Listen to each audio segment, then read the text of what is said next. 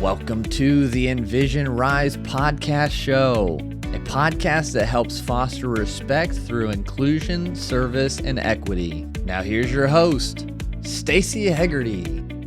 Welcome to the Envision RISE podcast. I'm Staci Hegarty, your host and the Vice President of Equity and Inclusion for Envision RISE.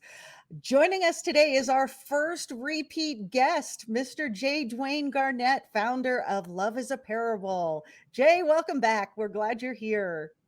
It's great to be back. Thanks for having me, Staci. Long time no see. I know it's been over a year and a half since you first came on. I think you were on at the very last episode of our first season. Wow. And that's one of the episodes that I go back to and listen a lot, not because I'll put up with listening to the sound of my own voice to hear you talk. So let's dive in. How are things at Love is a Parable? What's going on? What's new? What's been fantastic? Let's hear it all. Wow. I think you have to be honest in saying, like, anytime you start a business, you really don't know what you're doing.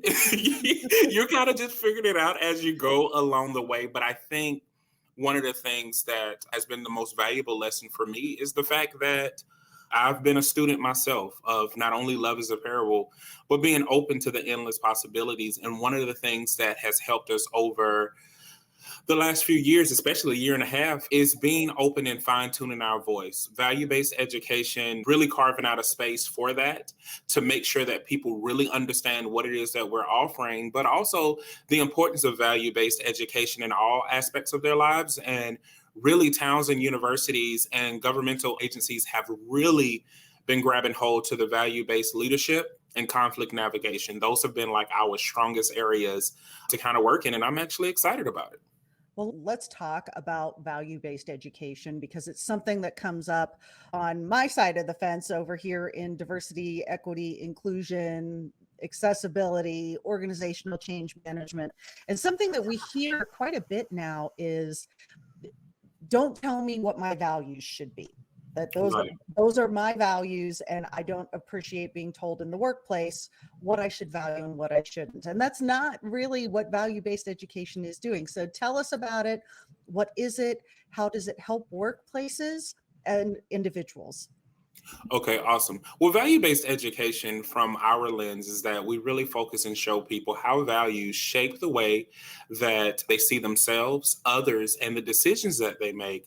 And to be honest, when we partner with any type of individual or entity, one of the things that we do is, which is our hard rule, we don't tell people what their values should be.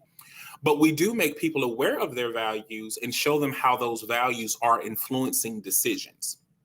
And from there, we show them the different possibilities of kind of what we call value misalignment, because sometimes we have values, but those values may compete with pre-existing values for whatever reason. And we show them like, hey, these values are occurring, and not only are they there, but they are misaligned, which is causing whatever outcome that is. Now, if it's a negative outcome, we will say it's causing a negative outcome. Or if it's causing behaviors that we're not too proud of, we highlight that as well, saying, hey, those are behaviors that we're not looking to achieve. And this is why, because of these values, some we are fully unaware of. And so that's the part we want to really focus on, those values we're not aware of, and show how they're really driving results that we may not be in control of in that moment. So what I'm hearing you say is values can also be unconscious. So we talk about unconscious bias a lot.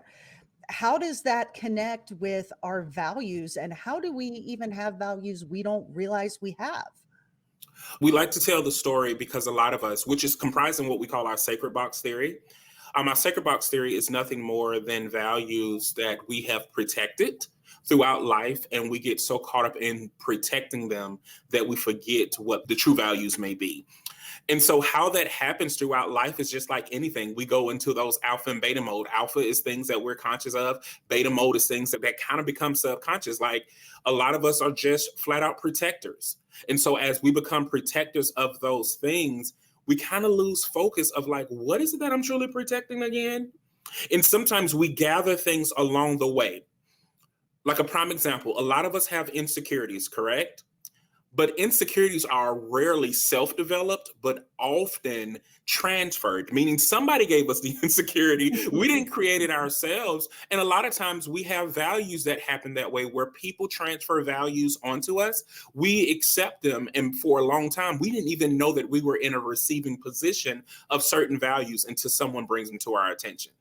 That's so fascinating, especially when you think about when we're growing up and we don't really have the agency that an adult has to make different decisions for themselves. You know, when I was growing up, my family went to church when I was young.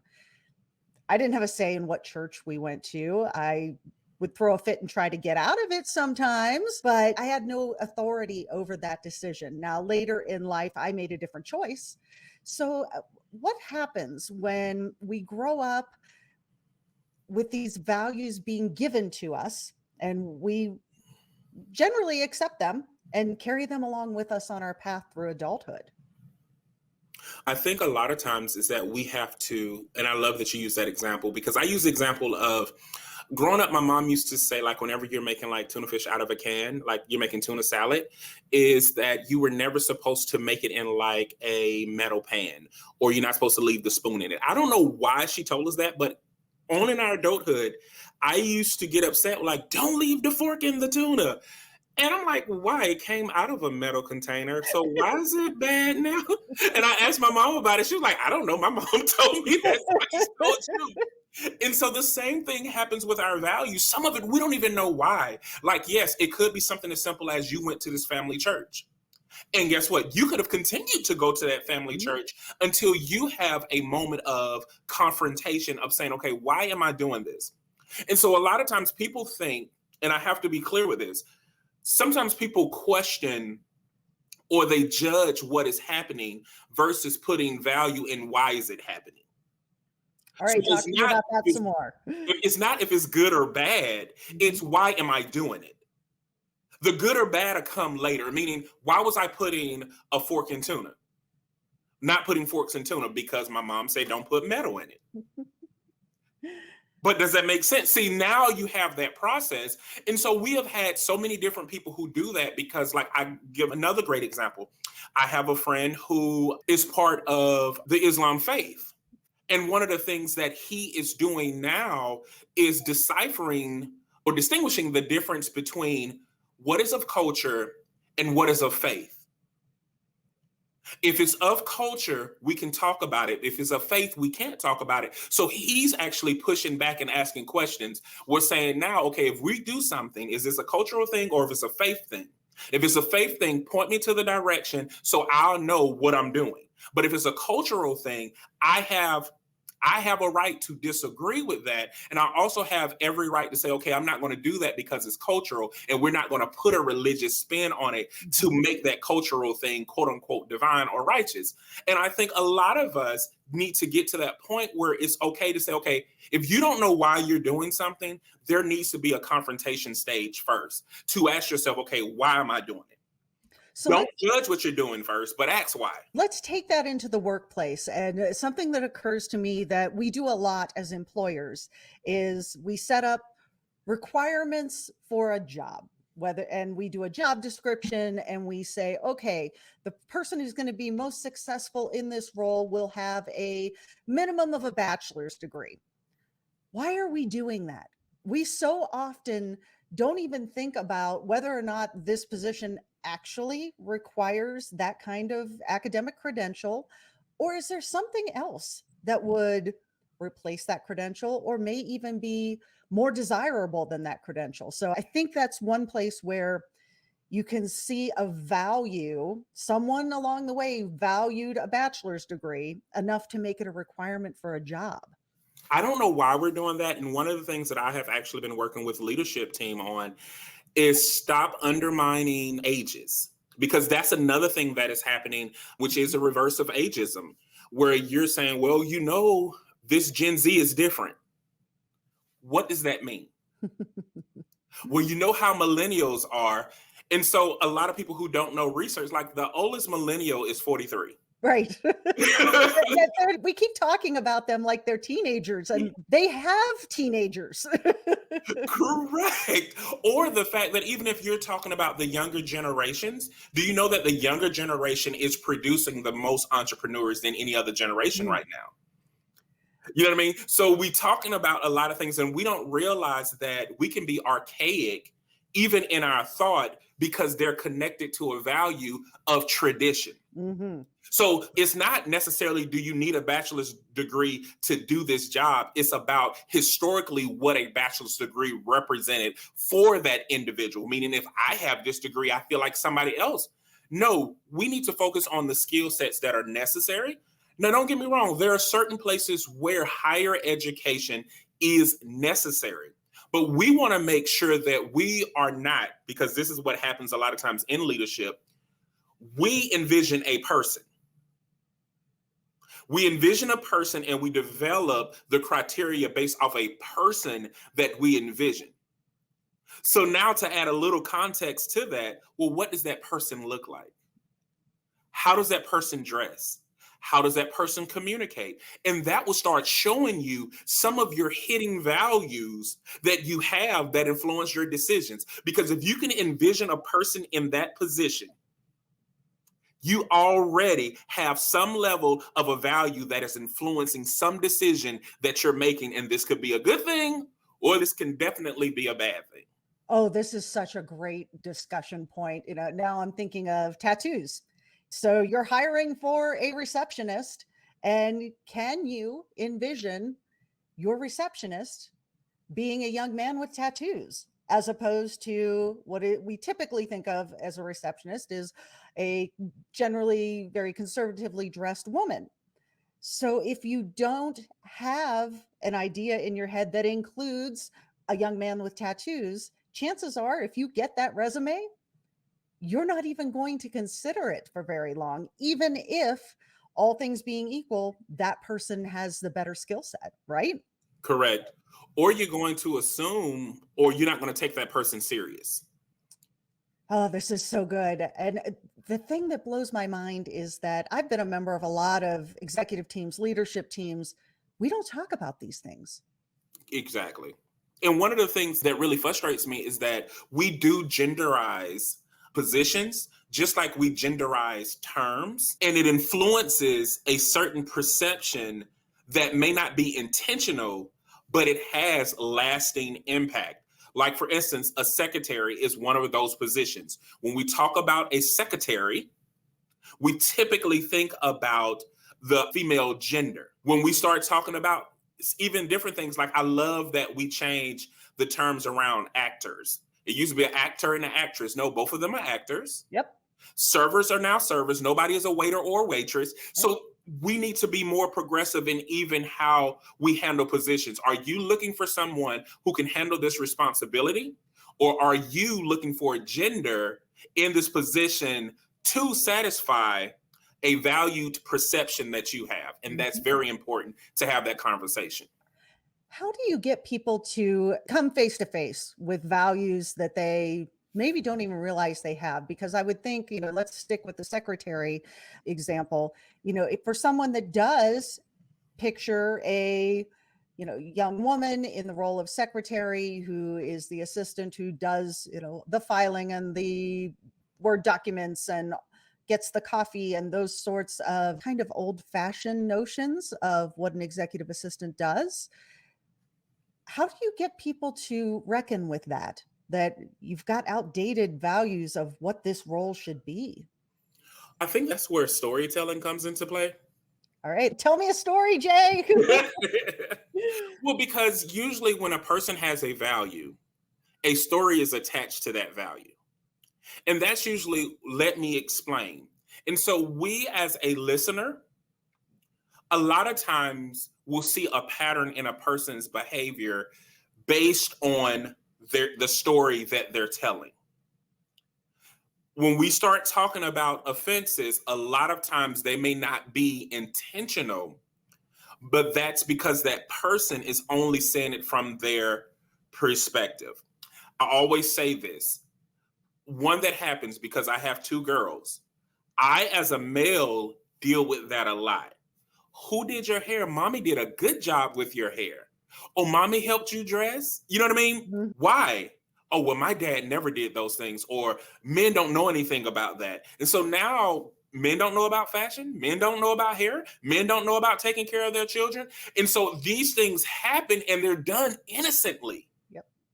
But they leave such a lasting impression. And also, sometimes it puts my children, who are now 11 and 13, in a position where they feel like they have to defend dad. So now you have children like, no, my dad did this. And so they're now trying to reckon with why society, something that is normal for us, why society telling us is not normal. And so a lot of times, if you take that moment to ask why, you will find an empowering story, a window into someone's life, but you also will see a pattern of values that influence the decisions that they make. How do our values influence our decision? Because we do like to tell ourselves the story that, well, I can be completely objective in my decision making, when none of us are completely objective in anything. So how do we better train ourselves to become more objective and to recognize when our personal values are inserting themselves into a business decision? This is where personal acceptance comes into play. One of the things that I tell people, like, I debunk, there are a lot of cliche statements that are out there that are self-sabotaging in nature. Like, have you ever heard someone say, well, I don't love who I am, but I love who I'm becoming? Ah, yes. Well, if you don't love who you are, you will never love who you become, because who you're becoming, because you're always going to push that mark. So you have to love who you are, appreciate who you are now. And if you want to make improvements, that will be your barometer for success in certain areas, right?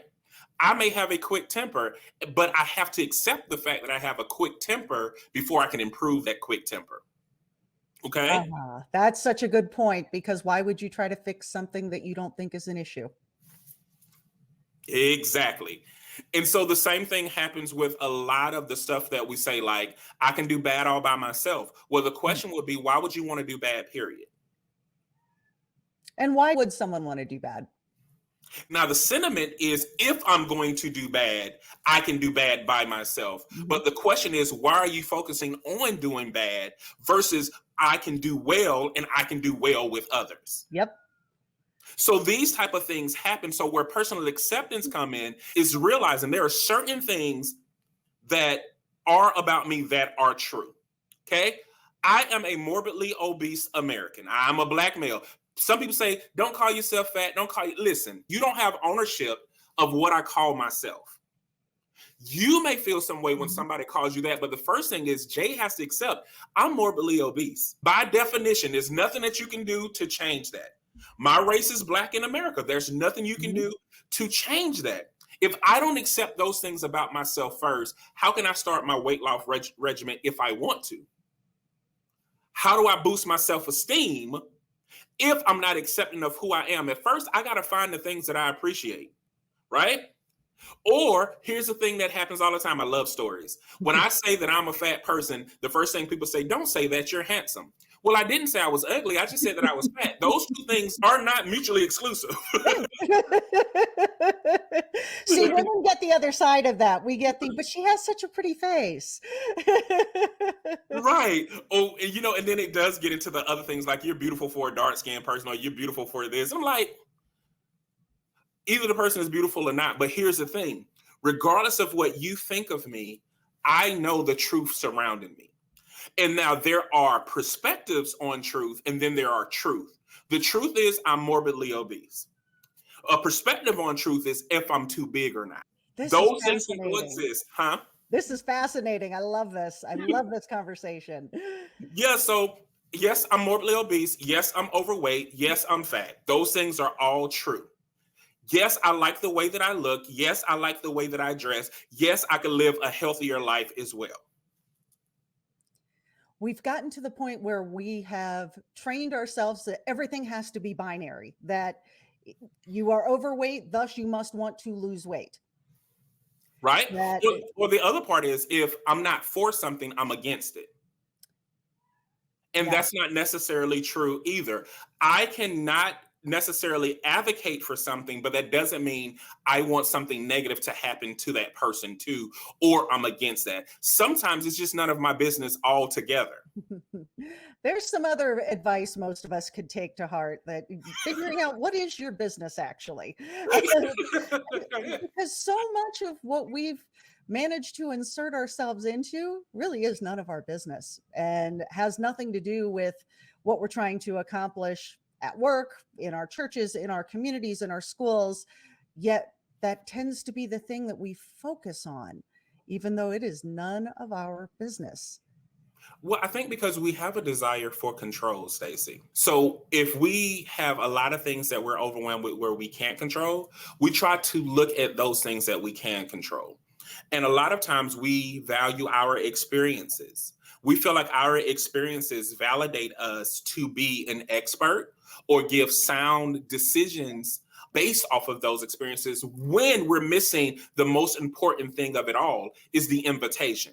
If someone didn't extend an invitation, you have no right to impose your beliefs, your thoughts, your values, your opinion in that situation. And that is a tough pill to swallow, but this is where self-acceptance and self-advocacy come into play.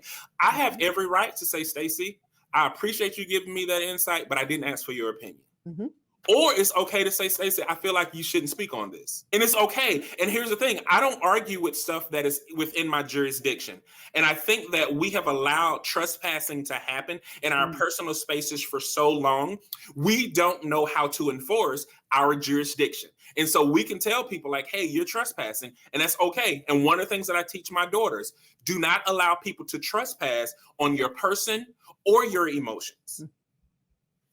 It's so important that we almost need to relearn how to set boundaries in general, that somehow technology, I really think, has played a big role in everyone gets a platform. Everyone can say whatever they want to say to an audience that may or may not want to hear that particular value or opinion or whatever placed upon them.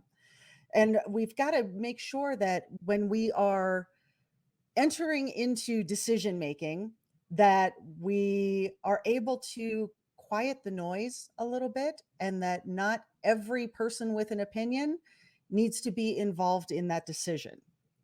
Is that fair? Oh, I definitely agree, because I'm working with a lot of universities as well.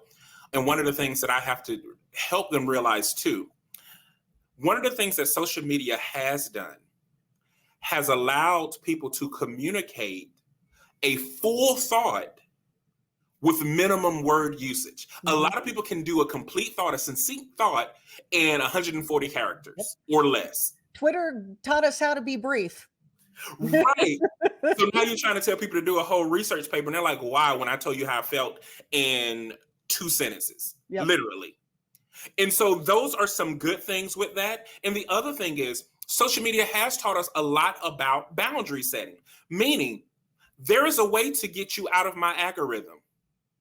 I don't have to like, follow, subscribe to anything that you're doing. And here's the same thing in the real world. I don't have to like, subscribe, or follow certain people who are not doing the things that I need. And I can allow people in my space that value similar things. Social media has allowed people with similar values to connect.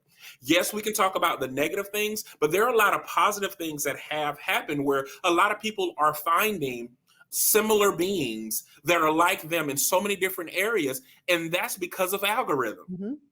So even if people say, well, I feel like, there are some people who say, I feel like they're pushing things on them. The interesting thing is, as much as I be on social media, who started out as a social media organization, there hasn't been anything pushed on me outside of sponsored ads that I didn't like previously or in some way. I'm gonna have to be honest with that. Yep.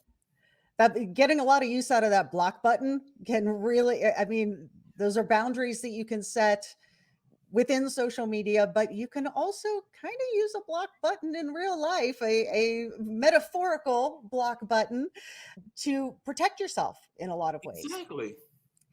Now, the last thing I want to talk about is the Love Ambassador program. I love this so much. I think it is such a cool thing. I haven't finished it yet, but I have started. I feel like I have to be really transparent about that. But for listeners who don't know, what is a Love Ambassador? Okay, well, the Love Advocate is one who goes through our program. It's an 8-week program. The one that you're talking about is the asynchronous program. So there's a self-paced one, but then there's also one that we can teach virtually or in person if they're in the area. But the whole idea is to take people through the whole methodology and approach of Love is a Parable. They go through different stages of reconnecting with themselves, but most importantly is understanding at the core of who they are, they're love. But we really have built-in steps and exercises to show them how to identify their values. They really get into our sacred box more. So the whole purpose of that is to return to yourself, your organic self, meaning your love state, but also possess the ability to see love in others.